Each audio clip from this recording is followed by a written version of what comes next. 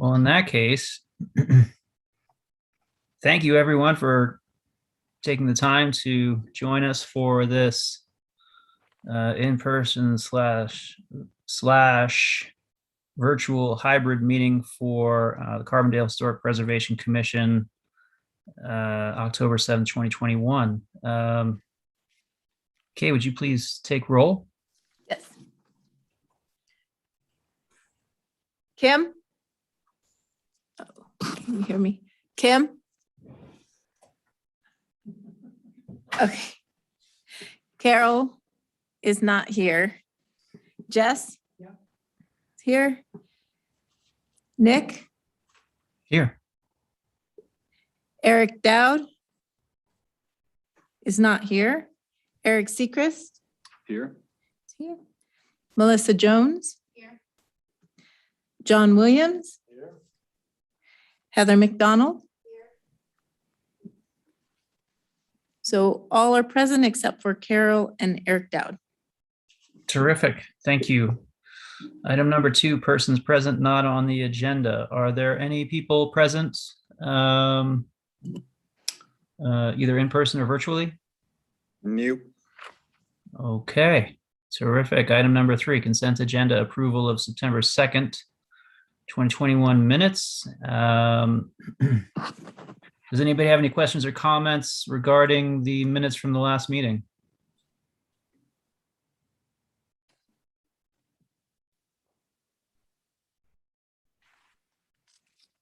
Okay, hearing no questions or comments, would someone like to make a motion to approve the minutes? I'll make a motion. I'll second that. Okay, all in favor? Right. Opposed? None. Okay, the minutes are approved. Moving on to item number 4, the proposed letter to the structures of merit owners. This was part of your packet, page 3 of 33 in the PDF. I'd like to open up, I guess it would be appropriate to open up a discussion for this letter. Would anybody like to make comments? Overall, I think it came out very warm and friendly. Sorry, can you turn on your mic? Folks outside of. Red. Yeah, I thought it came out pretty warm and friendly for the most part. One of the questions I had was on the costs, because they are 2 different sizes. Are they both, it says $150 each, balance of $150 paid by the town. So are they both $300 or regardless of size? Okay, that's a question I had. Yep. Is that wording plain enough for everybody that 2 options be available for purchase, $150 each with a balance of $150 paid by the town? Does that convey the deal that a $300 split in half with the town and the homeowner? Is that clear enough? So one's a badge, the other one's a description. Is that correct? Yeah, one's the verbiage about, description of it, of the house, and a picture, kind of like you see on Main Street places. And the other one is more of just a little bronze thing that says, structures warrants historical significance or something to that effect. And they're both going to be installed by the town, that we have to get with Public Works to make sure they like that concept. That's about the only undone thing. The hint's been dropped. What? The hint has been dropped. Yeah, okay. So it shouldn't be that big of an event to install them one way or the other.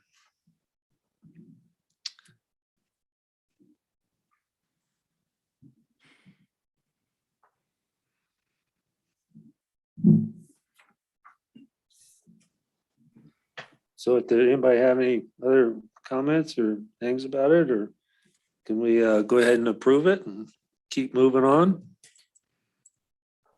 Will we see the sort of original, sort of the basic design or a prototype of Yeah, what we're, this is gonna look like before we yes, sort of approve it?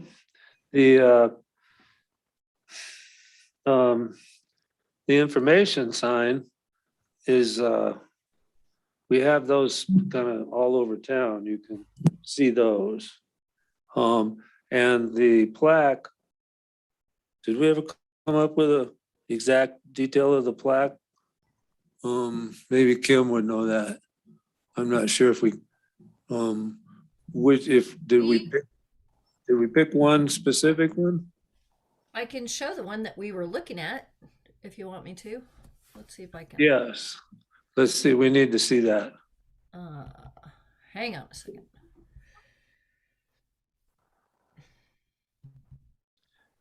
And that should go in there, add images. I had it in there and then somebody wanted me to pull it back out. Maybe it would be easiest for me to send it in an email. Let's see here. Any chance you can turn your volume up? Yes. How's that? A little better. Is that better?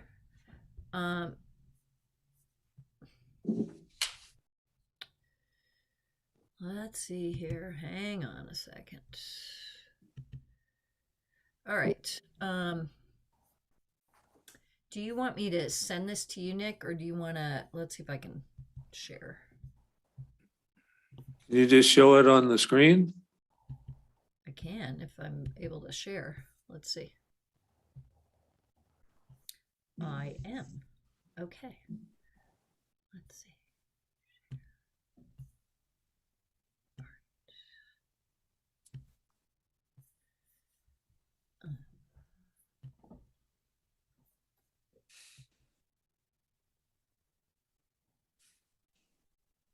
Can you guys see that? Ah, yeah, Yes, you can see it. Mm-hmm. that's good. So that was one of the ideas. This is a 7x8, and they can do it with like a garden stake, so that it could be in the ground out in front of the house, if you wanted it to be. What we discovered was when we were looking at like the traditional oval bronze plaques, they were really expensive. The other thing you'll notice about this one is it does not give the address of the property. So it may be that we want the address of the property. I don't know. But that was one of the ideas. And then this sign is out in front of Linda Criswell's house. And that was more the description. That's the one we're calling the information sign. Mm-hmm. So the homeowners would have their choice of either one or both, depending on how much they want to spend. And the main thing we were trying to get across here is that there's no restrictions. There's nothing that comes along with this. It's totally free and clear of anything. It's just a recognition of their home or building. That we're not gonna tell them what they can or can't do. It's just sticking out in front and making it giving them a little bit more pride about their home, and hopefully maybe they'll go along with the historical significance of it and see the value of that.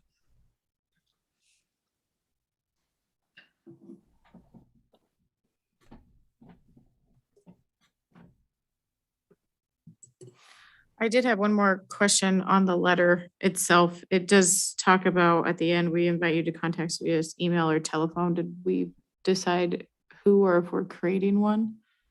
Yeah, we don't have one, so Okay, I was wondering. that's why it looks kind of mysterious. Right. Okay, that was just my question. But we need it if everyone likes the idea of going forward with this. It seems like we really should have some email for the Preservation Commission, shouldn't we? I think so, like specifically for them to reach out to someone if they have specific questions about this that we can answer instead of bogging down someone else. Probably would just be best to put my email because I can just forward it to the board or the Okay. commission. Okay. And I get lots of stuff. So, So you're used to it. Okay. yeah, and I would just shoot it back out to everybody, or if you got quite a few, we could bundle it for a particular commission meeting. So I'm okay with that. Okay. You're a Cool. brave lady, Kay. All right.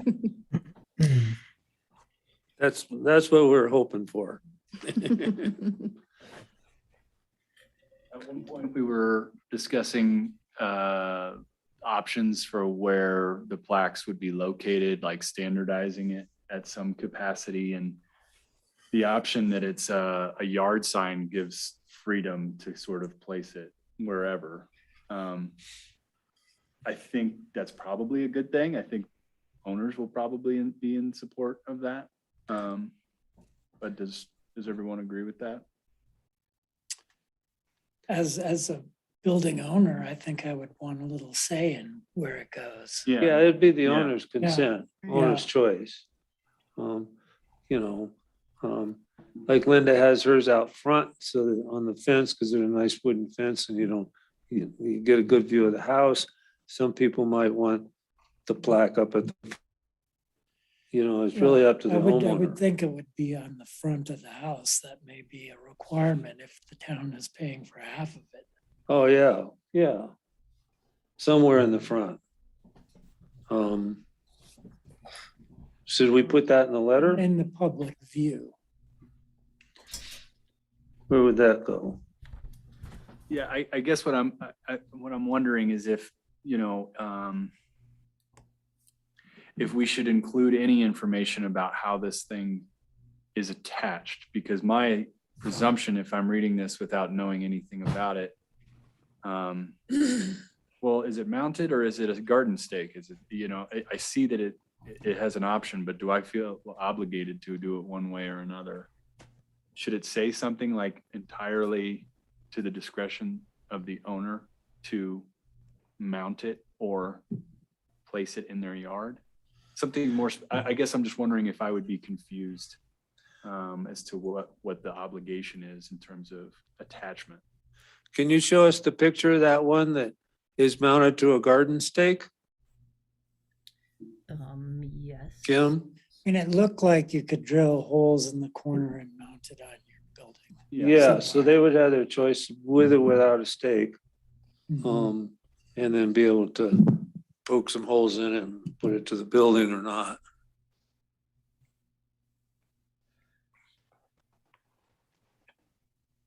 Well, you bring up a good point. I'm gonna have to make sure that it has holes in it if we think they might want to put it on the house. Well, we would have already talked to the homeowners and I don't think we're gonna buy these in bulk. We're gonna buy them one at a time. Is that right? The pricing was, did we get the pricing for bulk pricing or individual? I think it was bulk, John. I thought it was an individual thing where we could ask for, put it on a stake or without a stake and have punch a couple holes in the corners.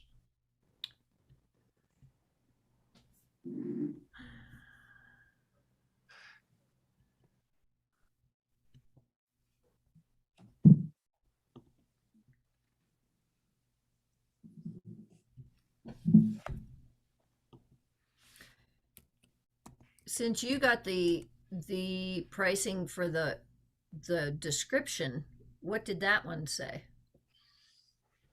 What did what? Was the descriptive sign, was that bulk or was that single? That was more or less individual. Okay. We'd get them quicker if we could give them, you know, that's we're gonna be, Eric Dow's gonna write up the verbiage of it, get it print ready. And that's gonna be an individual, obviously, for that. And that material is really easy to punch a couple holes in it, depending on where they want to mount it. So we'd have already talked to the homeowner, figured out where they want it, and then be able to make the order, and depending on where they want it, with or without a stake or holes or whatever.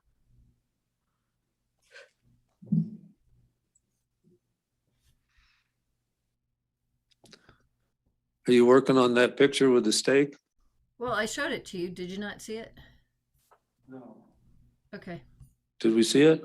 I didn't see it. First time we saw it It's basically just garden stake and kind of mounted at an angle. in but a it sign looked- at an It angle. Yeah. looked like you could drill or have drilled holes in the corner and apply it with some brass screws Hey. or Whatever. This like plaque that. is gonna be metal.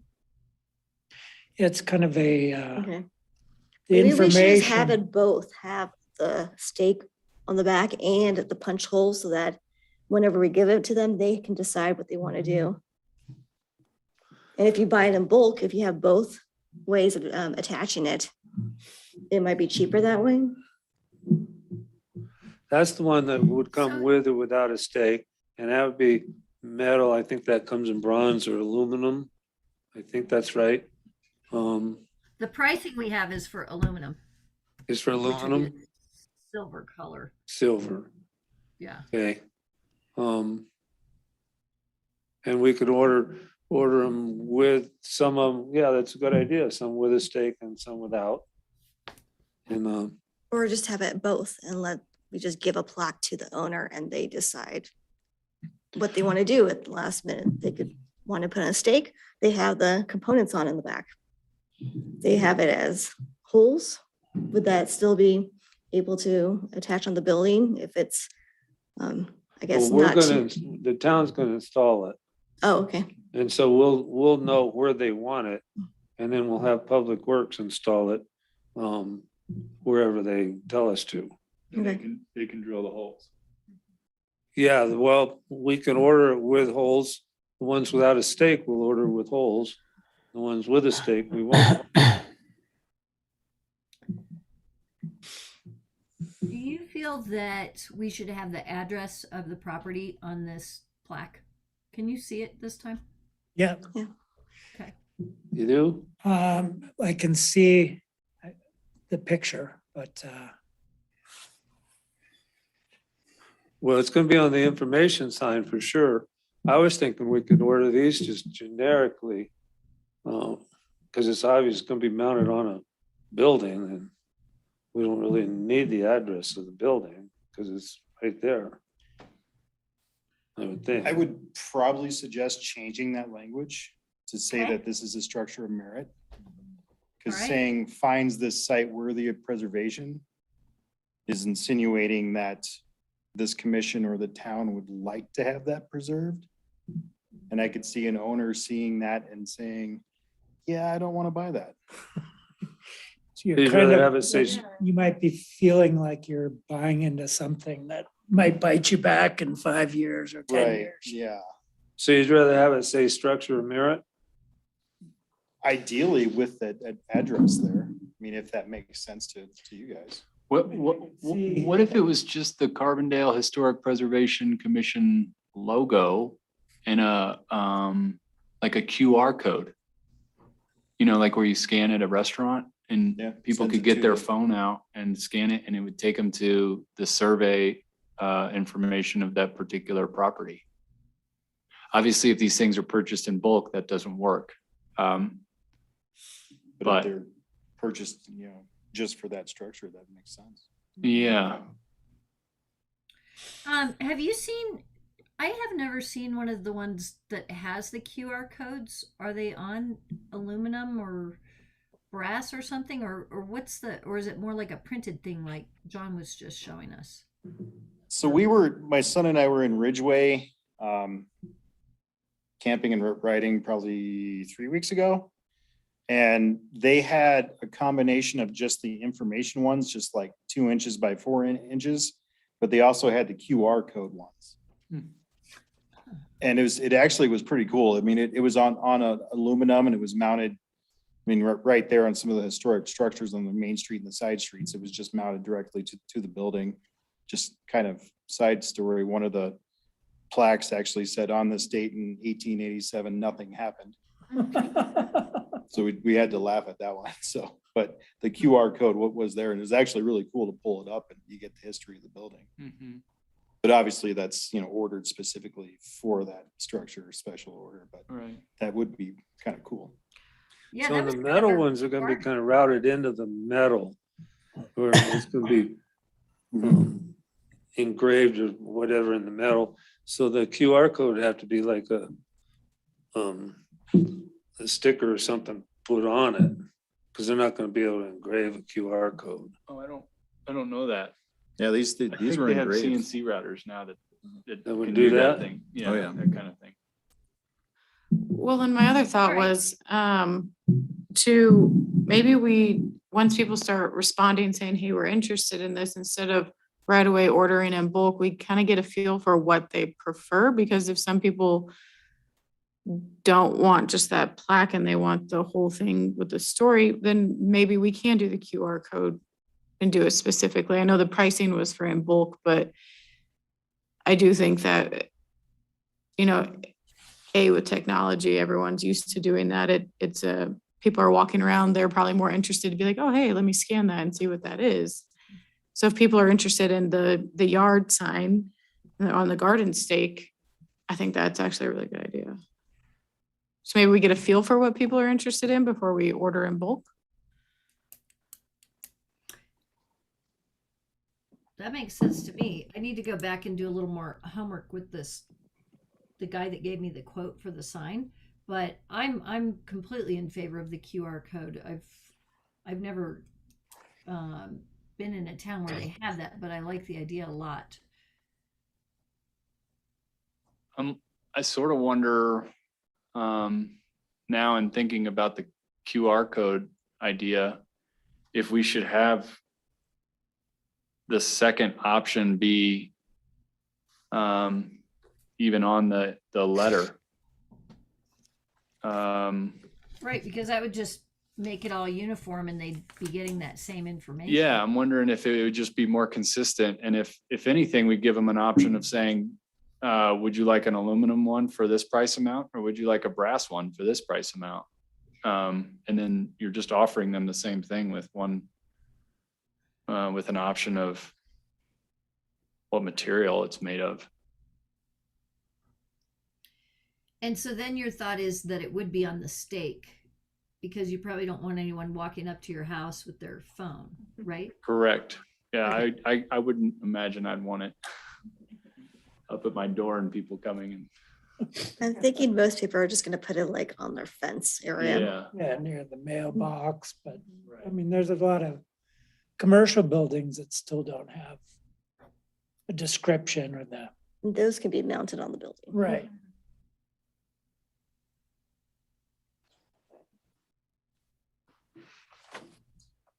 Yeah, I like the plaques that we have in downtown and the information that's on them. But I'm wondering if maybe that's just exclusive to downtown, to the historic commercial core. And then when it comes to residences, they just get this smaller version with a QR code.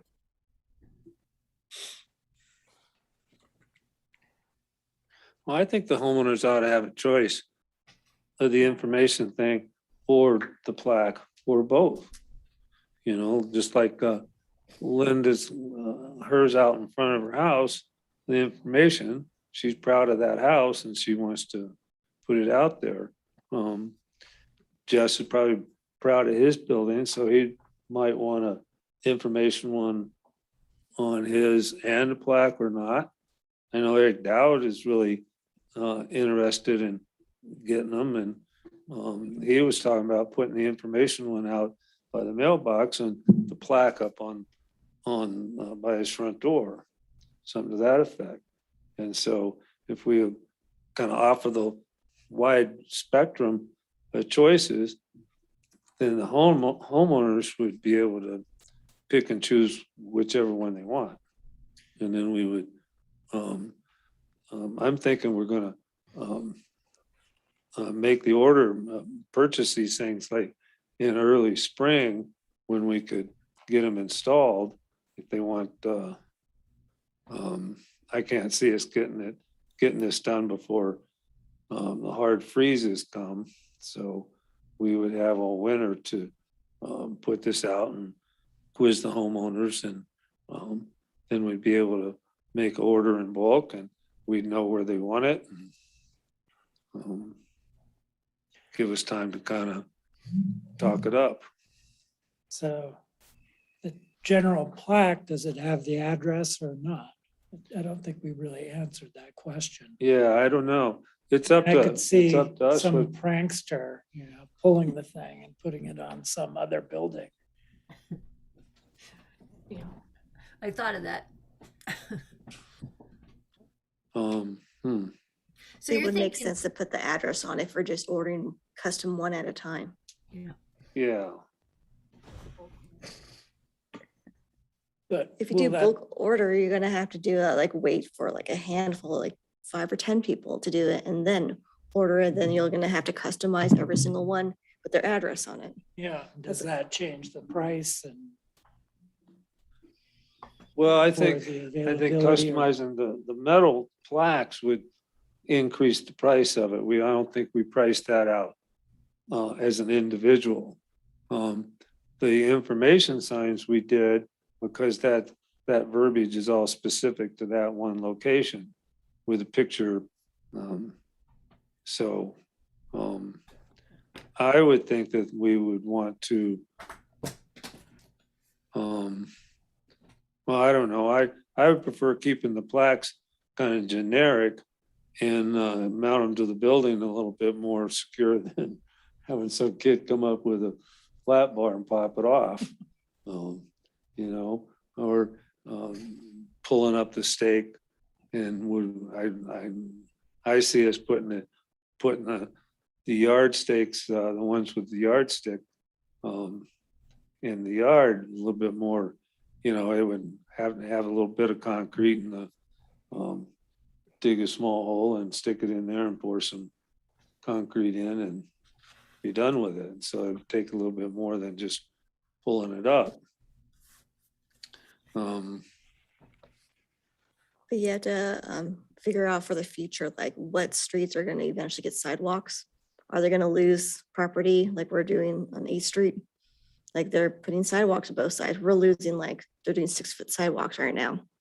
And we're losing 3 feet in front of the house that I'm living in right now. So Oh. that means that it might be happening in the future of other streets in the neighborhood that will be losing their right away.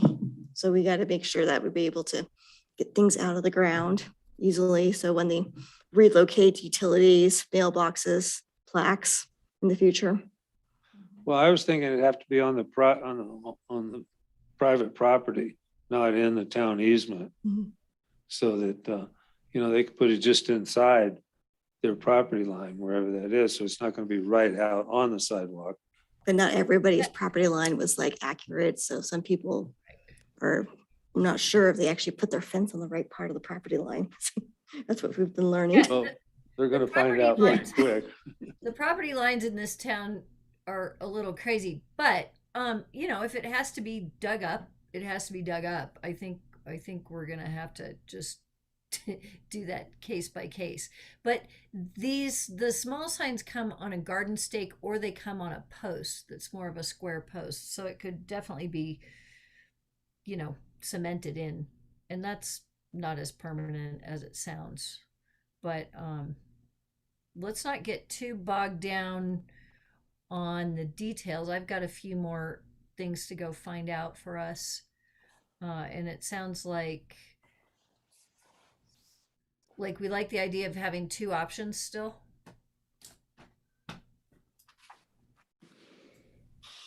Yeah,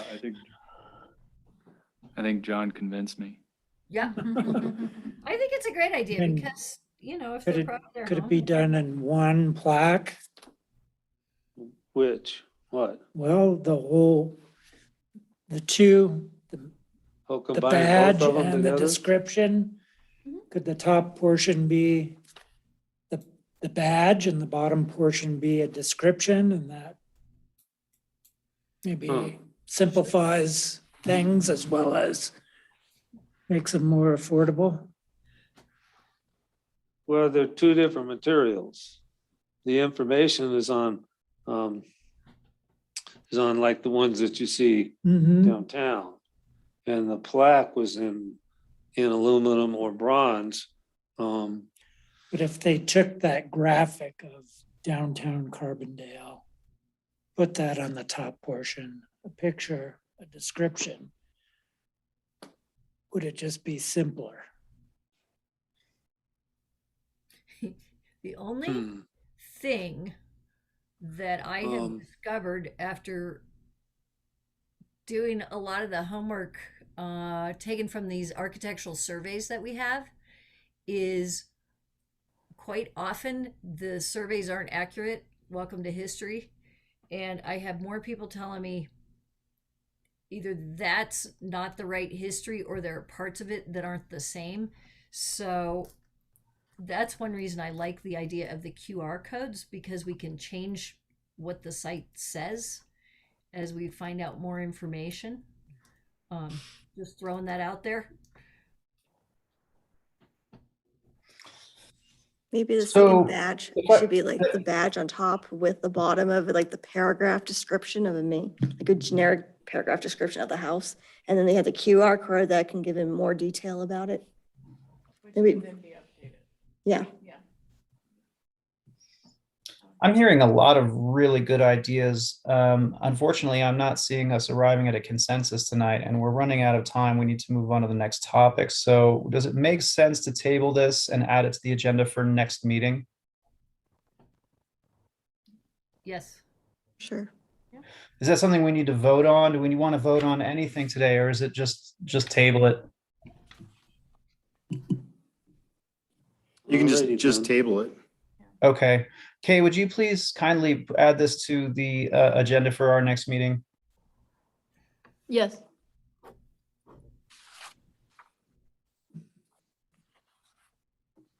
Are there any other comments that anybody would like to make about the plaques, or is everybody comfortable with moving on? Nice job.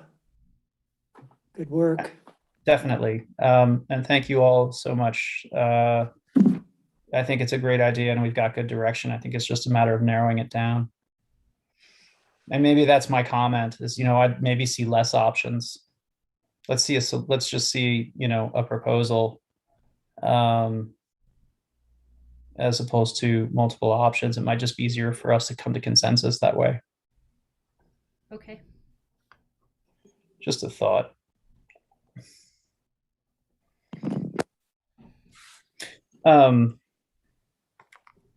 Okay, so just forgive me 1 second. I'm bouncing around from app to app. So the next item on the agenda is the Carbondale Comprehensive Plan update, which is also in your packet on page 4 of 33 in the PDF. Cushing Terrell, the consultant, has put together key recommendations. It's just a draft on updates to the comp plan. I suppose I'll just open it up to comments, questions, topics for further discussion on how it relates to HPC.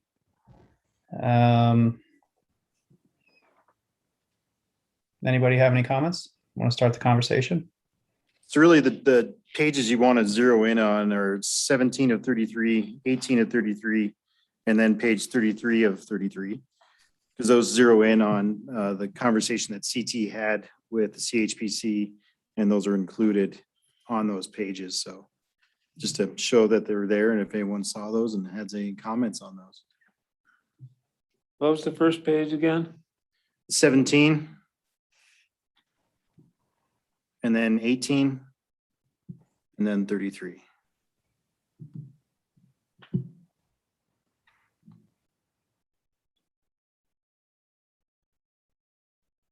want to see? So I thought it was interesting that within, on page 18, where they start to dive into key recommendations, and I've heard them refer to this verbally a couple times.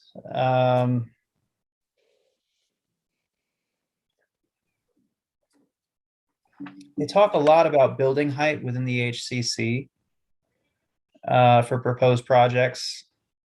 And even, so, right, backing up a little bit, we've got a lot of vacant lots in HCC. And I guess I would pose this as a question to the committee. What's the feeling on vacant lots and vacancies in general in HCC? Is that a good thing or a bad thing? Let's start with that. I mean, I think, breaking it down into a black and white kind of scenario, binary scenario may not be appropriate. Just generally speaking, I just wonder what people think about vacancies in the HCC. Well, I think it's market driven. If you still have a lot of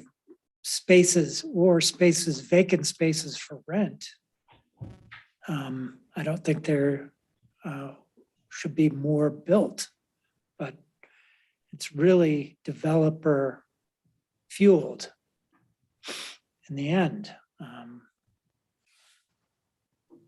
I think probably designating something as commercial being on Main Street as opposed to residential.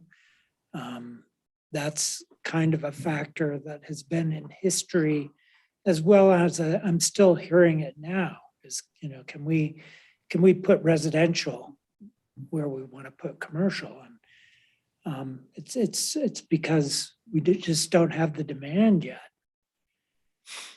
And I think there's still plenty of office space. I mean, I haven't been searching the market, but it appears that, we're not overburdened by too much office, or we are. It's about right for right now.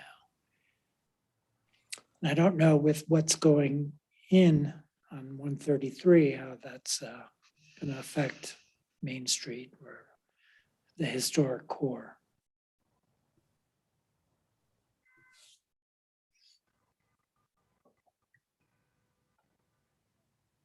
Any other comments?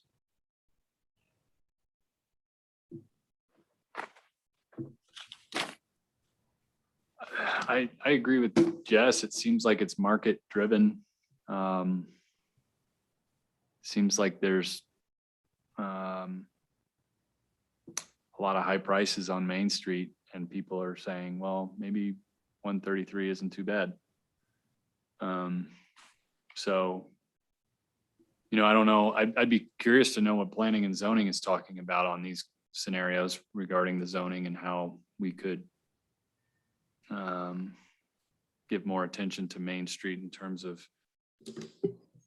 getting people in. To answer Nick's question, yeah, I think it's bad. I think it's bad that we have vacant properties on Main Street, but I don't. There are not too many vacant parking spots. No. No. And that may have something to do with it. Well, I think that, just to kind of hone in here a little bit, within the past 5 to 7 years, what we've seen is developers choose to pass up the empty lots in the HCC in favor of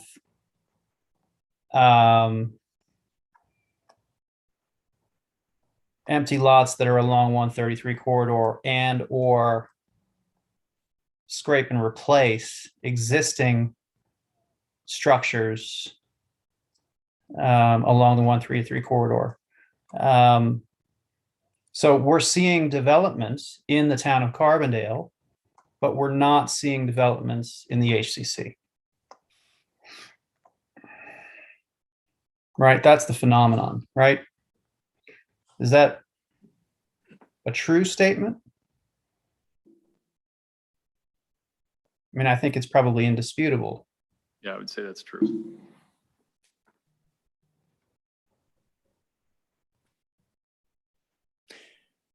John, do you have any insight as to maybe why that's the case?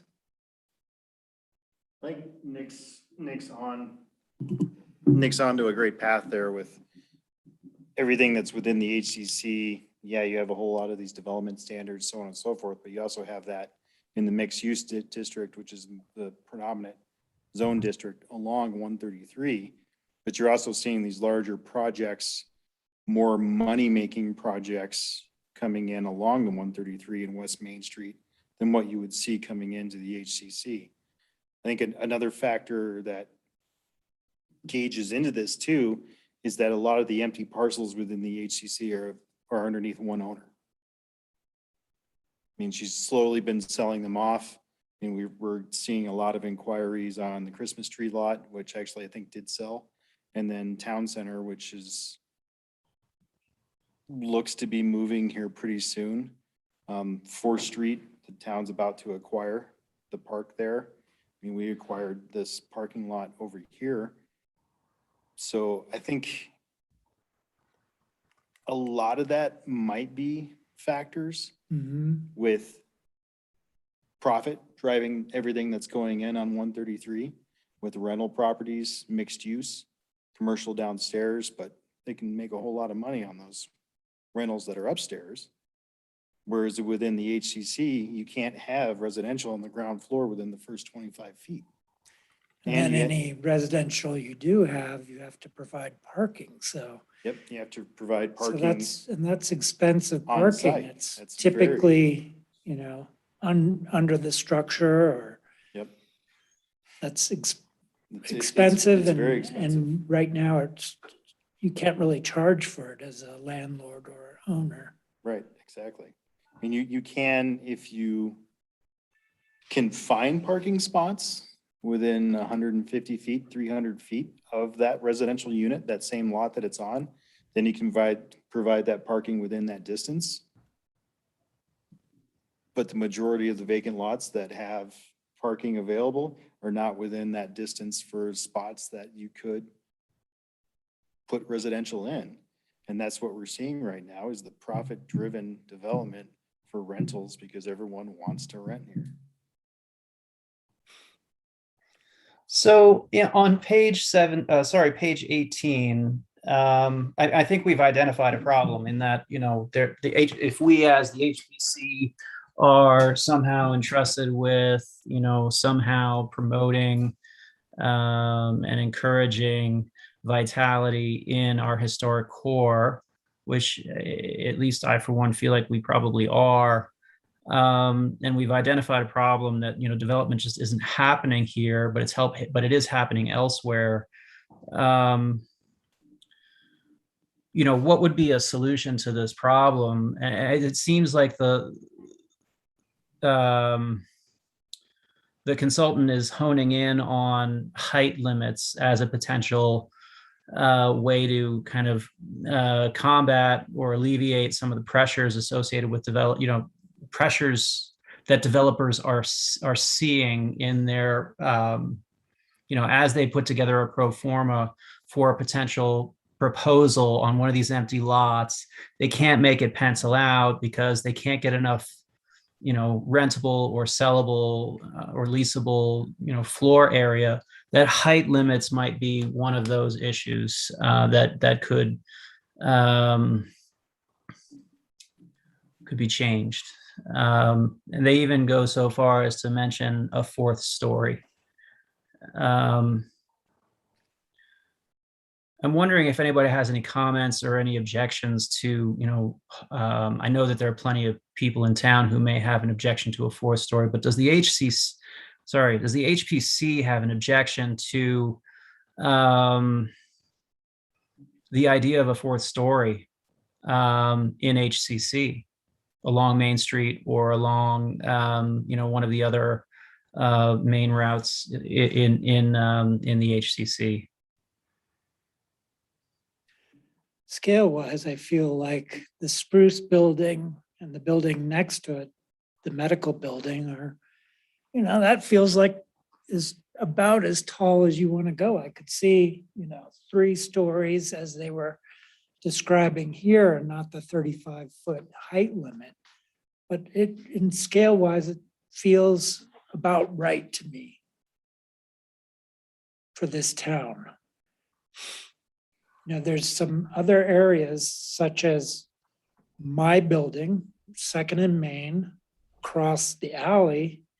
It's residential low density. And I have to, if I were to rebuild that lot, my lot, I would have to step down the part towards the alley to 2 stories for 20 feet.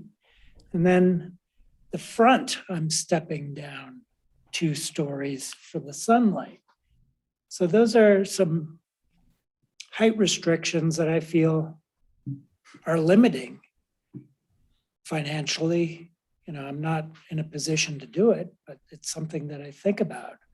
And then if I want to save the historic portion of my property, that's another restriction. So there's a lot of burden that comes along with historic buildings in the downtown core. And some of them, like the Dinkle building or the Rebecca's Lodge, they're pretty much maxed out and they're a good size.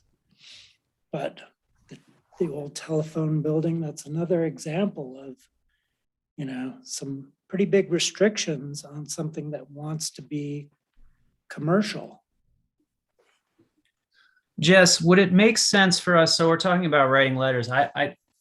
Would it make sense to propose a draft letter at the next HPC meeting that alludes to that? I mean, I think you're onto what I think is a really good point.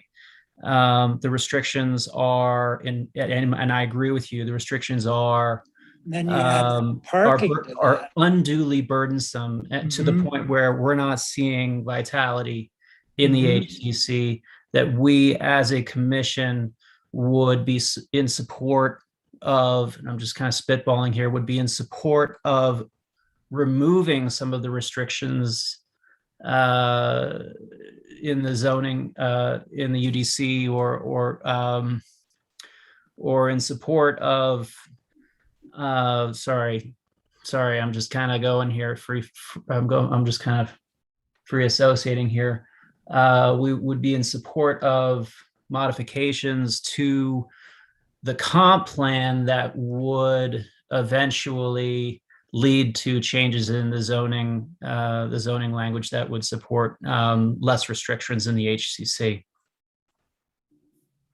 Whatever those Yes, I are think- is to be determined.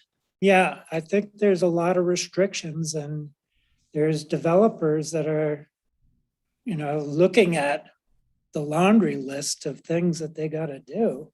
Many It's- developers it's- have come through and tried it's- to make this pencil out and just Yeah. haven't. But I think like 320 Main, where Main Street, the gallery is, Lulu Bells, I think that penciled out. And that was, probably 15 years ago.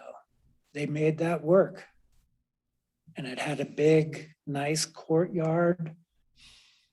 So they didn't maximize all the square footage that they could have.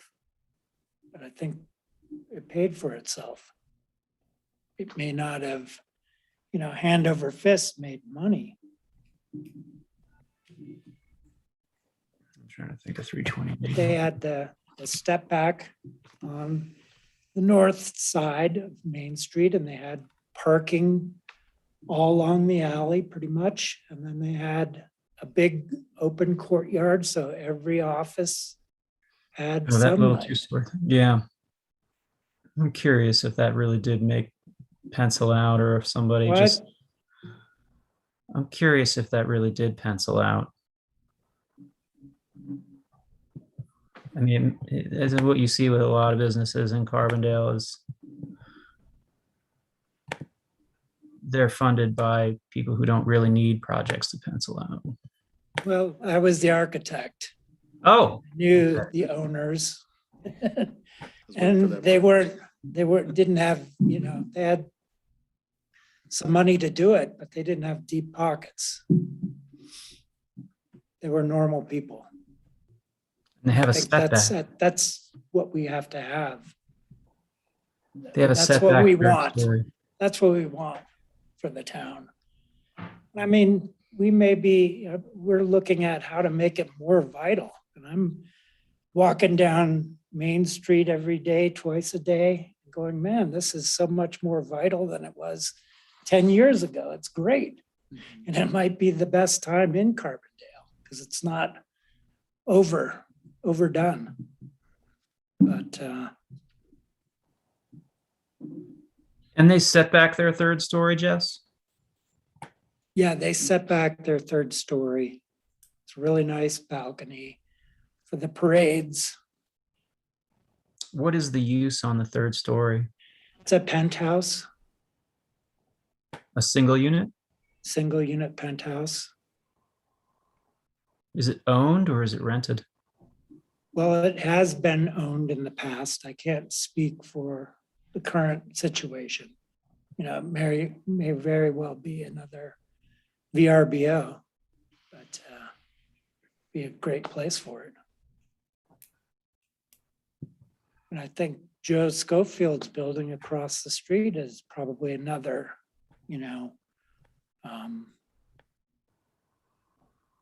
good example of what was developed 15 years ago.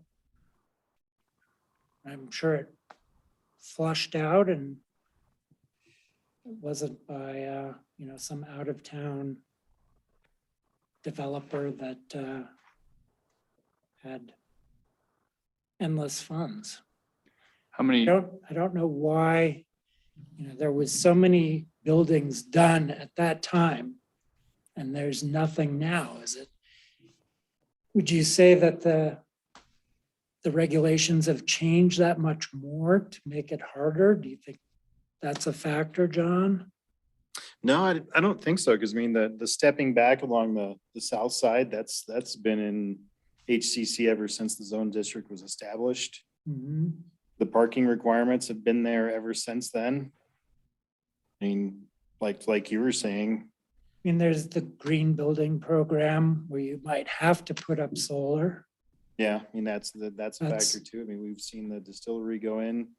We've seen, can't think of the address, the other building go in where the thrift store used to be Mhm. within the 10, 11 years that I've been here. And yeah, Just- I don't think it's really that much of a hindrance. I think it's that a Mhm. lot of the developers are just weighing the profitability.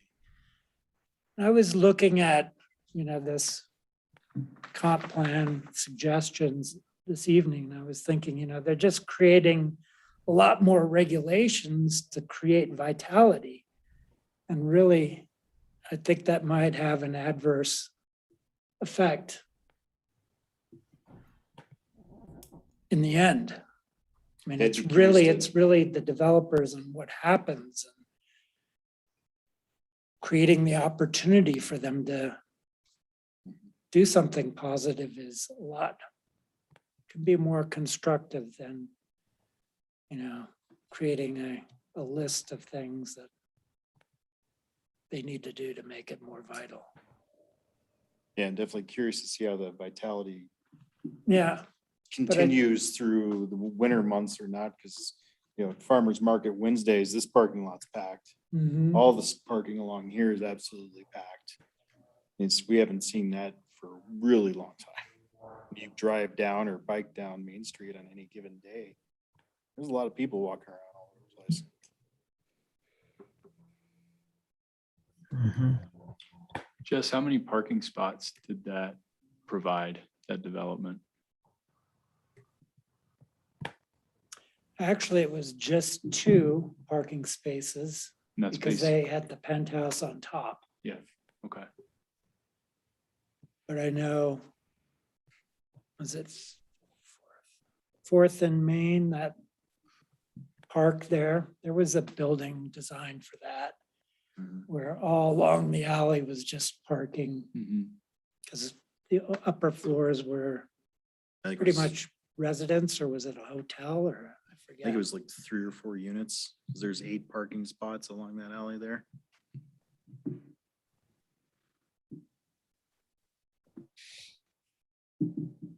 I could Okay, well, say, I know. think this is this is good. This is good discussion. I'm wondering at this point in time if the HPC wants to take advantage of this time to respond to this draft in some sort of way that promotes the, you know, overall philosophy of the commission. If HPC were interested in responding, now would be the time to do it. This is a window of opportunity. I think it's probably literally this month to weigh in on these recommendations. And I think that, you know, I think personally, I think that I think that CT is onto something. With regard to, you know, some of these key recommendations that are showing up on page 18. They're talking a lot about parking, they're talking a lot about height restrictions, and what I'm hearing from the commission is that, yeah, some of these restrictions are very strict. Should we be in support of alleviating some of these restrictions? Am I hearing that right?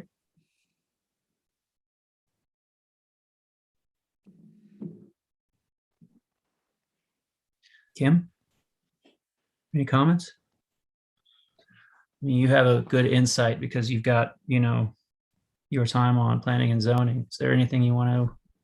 Well, it's interesting because like what you're saying and what I'm hearing from Jess, I agree. Maybe we don't need quite so many restrictions, and yet the thought of a 4th story on Main Street makes me a little nervous. I like the 3-story, the 3rd story setbacks. I think that's worked great, and I love the building that Jess was talking about in the courtyard. And I think what's here already is good. Um, and I agree with you. If we're going to comment on this draft, this is the time to comment on it. I would be really interested to hear, like, looking specifically at their recommendations, to hear what you guys that are architects have heard, where the actual stumbling blocks seem to be, that are causing us not to get the vitality that we're hoping for. Because there's nothing worse than, visiting a cool town and downtown is just dead because for whatever reason, all the businesses have moved out, and we absolutely don't want that. No, we do not. And I live a block away from all of it, so I walk it every day too. And so I think this is a really critical time where we need to be very mindful of what we support and what we don't like. But I would be really interested to hear more from you guys looking at that page 18 and just kind of hearing what you've heard when you're working on projects. This is a viewpoint that I don't get doing what I'm doing. Well, I mean, Kim, I'm sure Jess, well, I'm not sure, but I have a feeling that, anybody who has brought a developer to the table to discuss a potential, a proposal for one of those empty lots, one of those 4 acres, 4 acres of empty lots, right there in the historic core. We start the pro forma process, and what we run into, which is unique to this time, is that the commercial requirement is burdensome, which is an unusual problem, a very peculiar problem that is, specific to our time. And then so what the developer is forced to do is make up that potential loss, with residential above. And of course, the public sentiment of the town of Carbondale is, has been for many years, we don't want to, we don't want to turn Carbondale into Willits or Elgibel. We don't want big box stores. Well, the truth of the matter is that's where the money is. That's where the revenue is. And that's how the town makes money. So we don't have any money now. And so that means that the developer, the burden is on the developer to flip the bill for affordable housing, which everybody wants, but the town can't afford it because nobody in town wants the stuff that generates the income. So developers are forced to flip the bill for, potential loss on the commercial side, and now a loss on the residential side because of the 20% affordable requirement. And that's just not going to work. So a 4th story of residential maybe could work. Maybe the 4th story could be set back.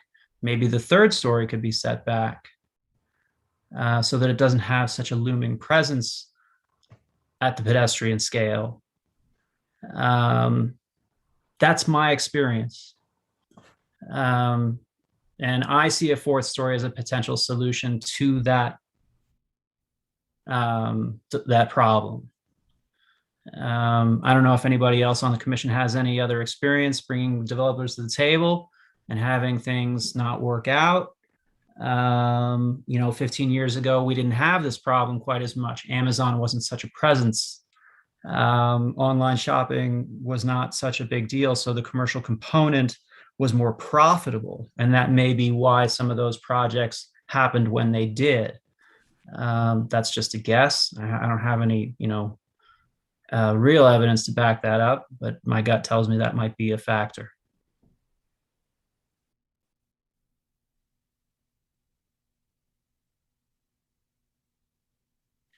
Well, it seems like the scale of downtown is more suited towards a boutique than a big box in my mind. And that's unless some of these bigger parcels that have been unbuilt, I think that's sort of what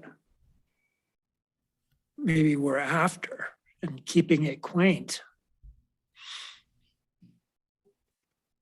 Yeah, I like the scale of the town as it is right now. I don't like going up 4 stories. I think that's just too much. Instead of a big box like a Trader Joe's or any of these other ones, don't belong in downtown area. I feel we should be catering to the local people, get more boutique, kind of small scale shopping, walking up and down the sidewalk and seeing these cool things that are made or dealt with by the locals as opposed to somebody from someplace else. bigger companies coming in. We, I think we should, if they can't make a building pencil out and work with what we got, then they shouldn't do it. Like, what we already have there, a lot of people have made that work. We got some vacant lots. That's good to have the room to grow.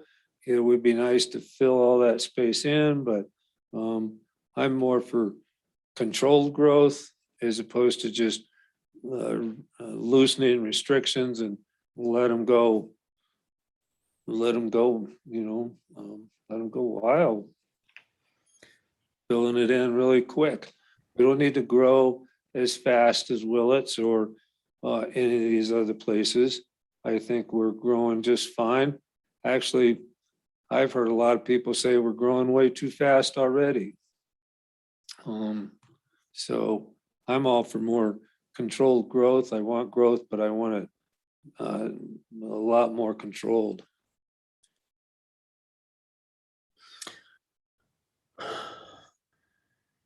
Another little factor that's, as a landlord, that's sort of, I see as a factor in the past. I've had shops or beauty salons looking at some of my spaces. And the prices of tap fees are really high in this town. Mhm. There's no like rental or pay by the month program. You gotta shell out a big chunk of change to put in a mop sink for some of these boutiques or general mercantile spaces. Ice cream shops. Somebody had wanted to put in a little ice cream shop, and it involved, having another sink put in, and that was 10 years ago. It was $2,500, and they were just like, that's too much. And those are the type of people I think that we want, coming in and doing their thing on Main Street as the mom and pops. Maybe like a co-op, having them band together instead of just one individual or one group. They come in and have an ice cream shop and a donut shop and a coffee shop, and they're all in the Mhm. same deal, and they're sharing the taxes instead of whatever. Just I would like to see more the creativity of the citizens to do what they want to with Main Street, as opposed to opening it up to where big, huge developers come in and have to make a huge profit off of it, as opposed to the local co-op or local people making a much smaller profit, but making it work and make it a So- much cooler, quaint town like Carbondale always has been, as opposed to getting such a development in here that it's totally changed. But do you do that through more regulation, or do you open it up so the normal people can come in and afford Well- it and take a chance? Actually, what history has shown us, I think, in multiple scenarios, is that the normal people just get gentrified. I think it's magical thinking to believe that the prices won't go up to the point where people, normal people, just can't afford to live here anymore. And if you want affordable housing, you need to find a way to pay for it. Meanwhile, Willits and Elgibel are making tons of revenue for Eagle County.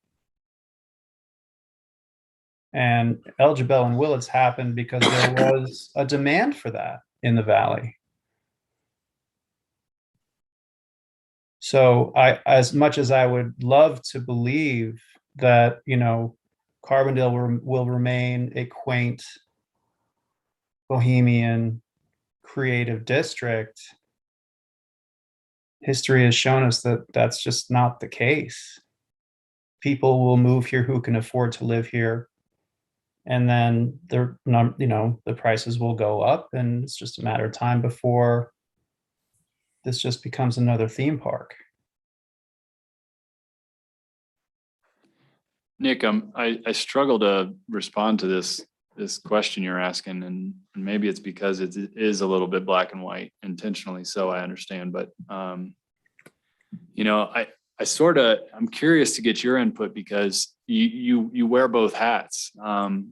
You're asking a question to a historic preservation commission group that cares about preserving our history.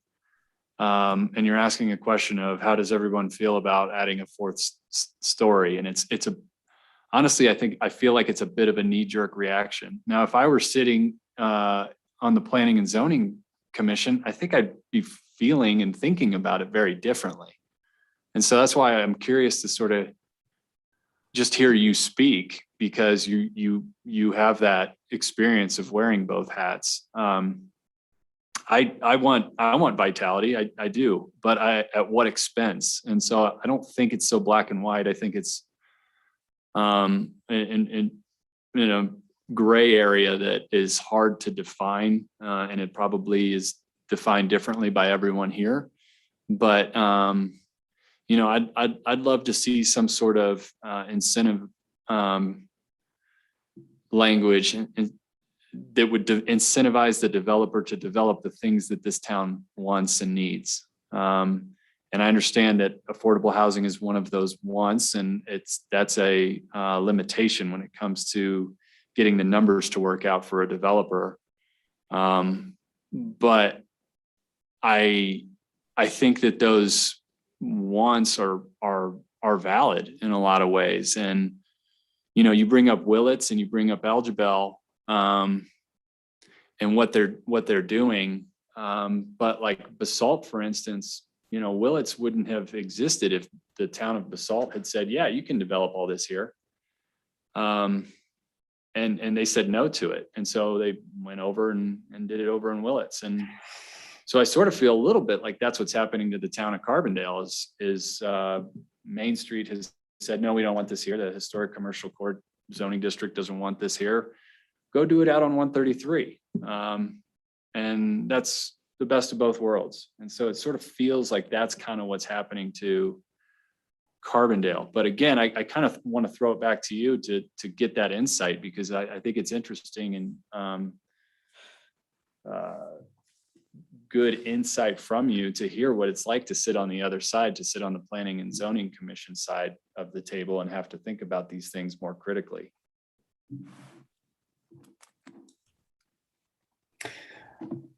Well, I suppose in response to that, Willits versus Basalt is is kind of a good, is an interesting study. Old Town Basalt has got a very interesting community. You can say a lot about what's going on over there. I mean, you can say a lot about what happened to the trailer park over there, and what the demographic is over there, what the age bracket is over there.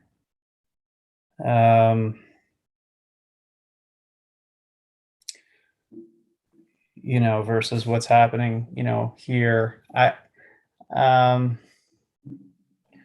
One thing that Old Town Basalt has going for it is the pedestrian scale and the walkability component. And I think that actually, if you look at it closely, Willits has done a pretty decent job of maintaining a pedestrian scale, that you're able to get out of your car and walk from one shopping area to another. And I commend Willits for that.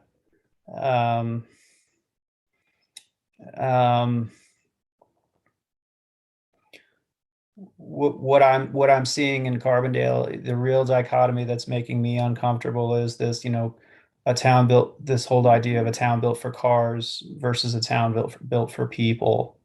And 133 does not support walkability. And then what you lose is your community, right? So walkability is the great equalizer. And we talk about wanting a diverse community. We talk about, wanting to encourage communication and connectivity and equity. And then some of these concepts step outside of the purview of HPC, and yet they don't, right? Because if you think about, the fabric of a place, and you think about it, a little more philosophically, you realize that architecture is about people. We do all of this, for people. When the people aren't there, you turn the lights out and you turn off the heat and you turn off the air conditioner. It's about supporting and invigorating people. So if you're in your car, you lose your community. And then what the hell is the point of the architecture? Um, and what's the real point of the history of preservation, the history of preservation? So let's, if you get back to the real fundamentals of it, we're talking about supporting community, and, and we need to really think more critically about, some of these philosophical components. And therein is the loss, I think, with the development along 133, as opposed to promoting development in the historic core, because the historic core is laid out in a more equitable way. And it really boils down to walkability. That's my take, from wearing both hats. Um, and living in other places. I am a foreigner. I am not from here. I'm telling you this. There's a cautionary tale. Um, Folks who've lived here, grew up here, are very lucky. So that's, I guess, my response. I think you make some great points, Nick. Just beautifully said. And really get back to the core of what we're trying to do here. And I get to wear two hats too, and it is kind of a challenge, but you also get kind of a well-rounded viewpoint, I think, of what's going on. But that walkability factor is huge. Yeah, the idea of sitting on the planning and zoning commission makes me think right in stride with what you're talking about in terms of vitality, walkability, what we want as a community, and incentivizing those things to happen. And maybe I've been thinking about this incorrectly, so tell me if you think I have, but when it comes to historic preservation, I hear fourth story and I go, well, what am I getting for it? You guys want me to change this rule? What are you going to give me for it? You're going to save this building? You're going to landmark this building? You're going to, that's the seat that I feel like I am supposed to be sitting in, not so much the, let's focus on the vitality. And Nick brings up a really good point is, yeah, that you're kind of supposed to be focused on that as well. It's not typically a concept that we're talking about on a regular basis on this commission, but it's certainly part of it. So I'm glad we're having the discussion, but it's something that has caught me a bit off guard, to be honest, because it's just not where my mind resides when I think about historic preservation. But you're right, it's intertwined. So maybe we need to start thinking a bit bigger.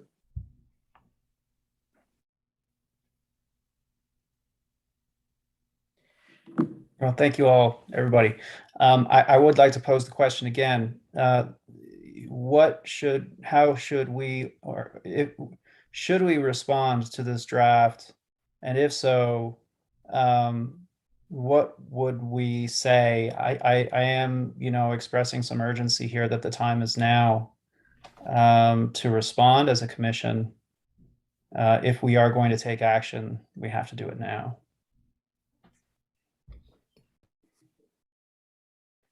I think I'd say that I'd be in favor of loosening some restrictions in an effort to bring some of the vitality we're talking about. It just depends on what those restrictions are and what comes from it.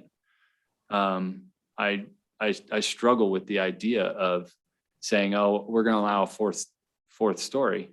And we want to promote that as a historic preservation commission. And suddenly all the numbers pencil out and we start Getting them.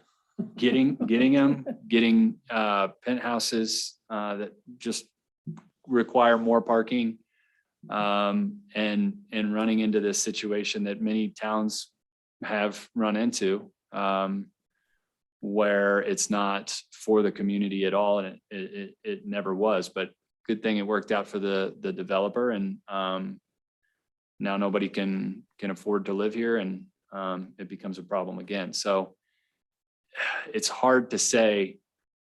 I'm in favor of loosening restrictions. I'm in favor of loosening restrictions contingent on what it means and what those restrictions specifically are. Like the design and the program space. Yeah, Like we need to know exactly what is going to be programmed in each floor. right. Can we incentivize a developer to say like, hey, yeah, you can do that fourth story, but can we get a cafe on the lower floor that's devoted as a public amenity, and that has a outdoor seating area that we can all gather at? Like, I realize you can't stipulate that kind of thing, but can you incentivize it in some way? And that's for people who are much smarter than me to think about. But I mean, that's what Basalt did, like their 25 feet of vitality space. It has to be commercial. It has to be like cafes, galleries, no office buildings. Yeah. right. Kind of thing. We need to do maybe something similar to that. That's already in. Mm, yeah. Right. Commercial space for the sale of products. Mhm. Yeah, the design ways on fourth story, I think it depends, like what is the view? Is it going to be, when they look at the renderings, are they going to actually be scale, pedestrian scale? What is it going to look like? I mean, I could see that fourth story Yeah. step back, especially on like, I don't know, some of the larger block buildings that we already have. Yeah, certain lots cannot have the fourth story, but other lots may be able to do that. But then are Yeah. you setting up Mhm. a problem in prioritizing Mhm. certain lots? That gonna become a problem. Yeah. You're Yeah, it all of a becomes sudden giving this guy Mhm. that much Becomes a- more buildable space and hardship variance conversation at that point. I mean, it may be that we want to take off, take a smaller bite. The other, outstanding item or topic that HPC has been talking about for many months is the OTR district. And I believe that there is some language in this draft recommendation to, increase the authority of the HPC to include OTR in their purview. I have to look for it, but let me just check 33. Is there,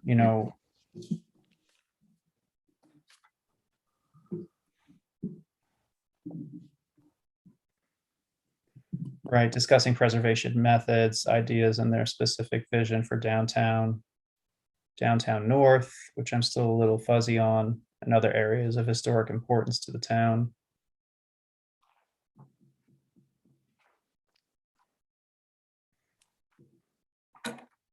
I mean, it may just be a matter of page 33 starts to kind of dive into it a little bit, and we could just take that language and say that we are in support of this, that that CT is proposing as key recommendations for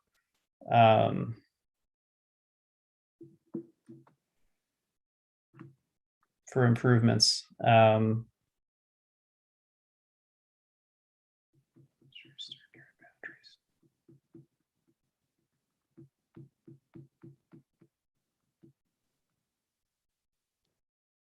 Additions are things like ADUs.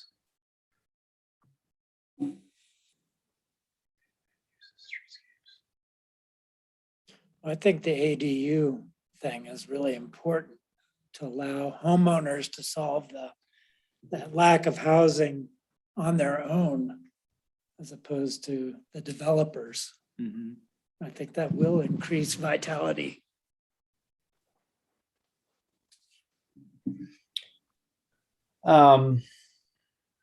Okay, well, we're a half hour over our allotted time. I would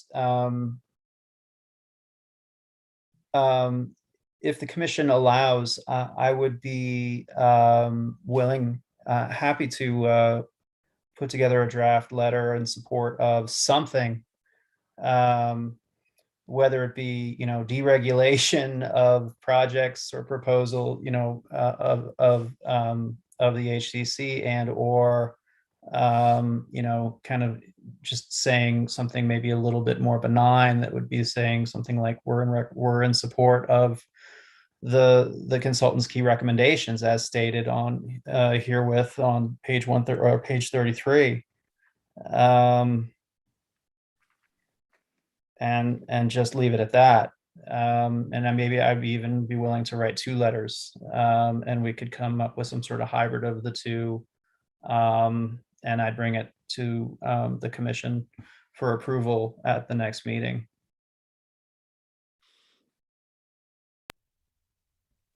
Yeah, I'd support that. I'd support it. So you wouldn't put it out until after our approval next meeting? No, absolutely not. Nothing would be released until it was approved by the commission. This letter would be from the commission. So no, I'm not acting unilaterally in any way. I'm just writing the letter and then I'm handing it to you guys. Do you want to do this earlier and just like go through the email and just go back and forth with comments before? Because I know they're doing the comp plan thing was the 27th and 28th of October. Another public comments. Do you want to get this done before? So that we know what they're getting for the public comments for their following P&Z meeting and with us. I could try to get it done sooner, and then think about who this would be addressed to. I suppose it would be addressed to planning and zoning and the board of trustees. Ultimately, maybe just the board of trustees. Although planning and zoning, I think, would be in support of anything we wrote, to be honest. Is your focus on the comp plan update or making code changes? That's the question. Comp plan update. So then it wouldn't go to the board of trustees. You as the steering committee acting as the planning and zoning commission, acting as the steering committee for the comp plan update. This would need to be addressed to yourself essentially. That's all. And I would encourage members of this commission to attend the planning and zoning meetings where P&Z is acting as the steering committee for the comp plan update, because that's really who you want to be talking to. I see. Okay, so we would submit it to you, John, and then you would have it be part of the agenda for the Planning and Zoning Commission, which is acting as the steering committee. Correct. Yep. Gotcha. And definitely show up next week at the next hearing. Yeah, I would probably have to recuse myself from any conversation associated. I'm imagining that I would have to, Kim and I would probably have to recuse ourselves from any kind of real discussion. I don't think you would have to, because you're the liaison for the P&Z to the CHPC. So there's really not a recusal precedent. Okay. Okay, I'll draft something. I'll put it in front of you guys as soon as it's done. I'll just send it in an email format. And it's really just a support letter for the key recommendations that the consultant is proposing. Does that make sense? Yeah. Yeah. Okay. Any other comments on this topic? We do need to wrap this up.